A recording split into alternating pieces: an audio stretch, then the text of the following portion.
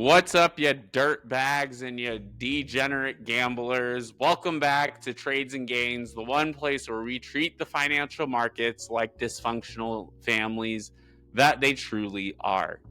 Today, we're talking about three things Americans absolutely love: overvalued tech stocks, a power grid held together by duct tape, and a Federal Reserve that's now doing improv because they have, no economic data.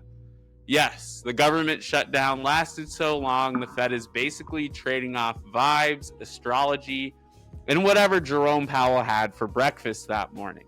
And right on cue, Wall Street is having what analysts politely call a mini panic moment, which is analyst speak for, oh no, we YOLO'd too hard into Nvidia and now daddy market is angry. So let's go ahead, make like some butt cheeks and dive right into it, because the AI revolution is here. And apparently we forgot to pay our electric bill. So to kick things off, this week, Silicon Valley discovered something shocking. Valuations actually go down sometimes. Who would have thought? We saw Palantir get dunked on like Wemby dunked on Draymond Green last night. Humble yourself, young man. We saw Nvidia wobble like it was a deer trying to cross the street. OpenAI act like it's invincible for some reason. God, Sam Altman's ego is so hard to get behind. And Michael Burry, yes, the guy who shorted the housing market, decided to short the AI hype machine too. When Michael Burry shows up to short your industry, that's when you know the fun part of the party is over. An analyst suddenly went from AI is the new electricity, buy calls, to so we might have slightly overestimated the $1 trillion AI runway. Even Dan Ives, Wall Street's AI hype master, called this week's a white knuckling moment. Translation: we kept telling everyone to buy Nvidia until their grandma ran out of money, but now the chart's looking a little scary. You know, you're waiting for that "are you the father or not" moment. But here's the part people forget. AI investing is basically venture capital dressed up as public equities. It's not about certainty. It's about placing 20 bets hoping one becomes the next $1 trillion monster. It's not a bubble. It's a rational bubble. This might crash, but the upside is stupidly massive bubble, which is the best kind. And let's be real. Nvidia earnings are coming next Wednesday, I believe. If they blow out again, watch analysts go from bubble fear to buy your second mortgage and load calls in 0.4 seconds. Now, here's something you probably didn't expect. The AI revolution might not die from valuations. It might die from, drumroll please, electricity. Goldman Sachs basically said, hey, America, remember infrastructure? You know, that thing we never invest in? Well, guess what? China's going to have 3 times more spare power capacity by 2030. 3 times.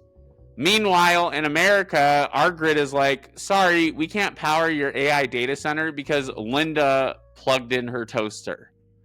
Every tech exec is out here saying, we're building 500 new data centers. Meanwhile, the grid is like, okay, but have you tried, I don't know, maybe not doing that?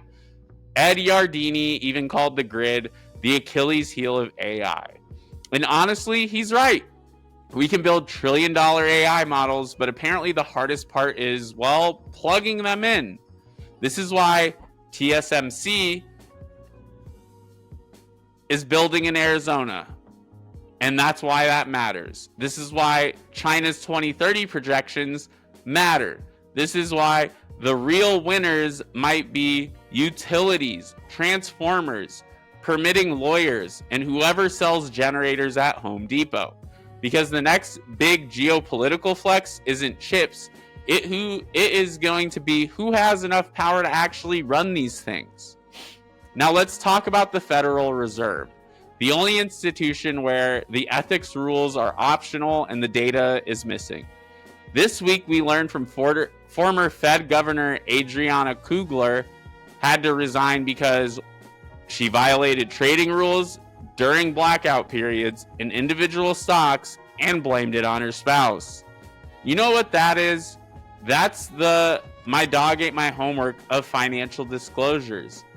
Meanwhile, the Fed is now deciding the December rate cut with no inflation data, no labor data, and a committee that's fighting like Real Housewives.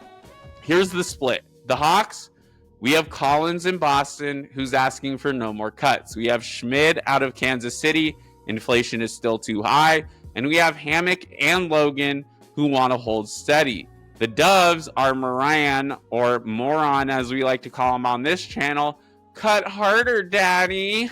Waller and Bowman, inflation is fine. Go ahead and send it. Jerome Powell, can we all just agree on something before markets panic again? Now, here's the problem. If he cuts, the Hawks revolt. If he pauses, the Doves revolt. Either way, the FOMC is about to look like a Thanksgiving dinner with your divorced parents and your dad's new hot 24-year-old girlfriend, even though he's 65. This is why markets freaked out this week. Because for the first time since 2020, the Fed isn't in control. They're not united. They're not even sure what the economy looks like. Because half the data, well, it never got published. Now, let's go ahead, make like a condom, play it safe, and wrap this thing up. There are three major takeaways from all this. One, AI volatility, that is not going away. This is what hypergrowth looks like. Nvidia, AMD, PLTR, Meta, they're all overextended, overloved, and overlevered. That's why any negative headlines nukes them. But the underlying demand, it's still insane and no one can deny that. Two, the macro backdrop is fragile or fragile. You got no economic data, rate cut uncertainty, Fed infighting, an ethics scandal, and the AI sector wobbling. This is why the market feels schizophrenic, because it is. Smart money is positioning, not panicking, is our third point. The whales aren't running away from AI. They're rotating between AI infrastructure, semis, utilities, defense AI, and high-margin enterprise AI plays. Meanwhile, retail is saying, bro, is this the top? No, it's called price discovery, sweetheart. Pull your head out of your ass. So yes, AI is messy. The Fed is messy. The market is messy. Your parents' marriage is messy. But that's the whole point. This isn't 1999. This isn't the dot-com crash. This isn't 2008.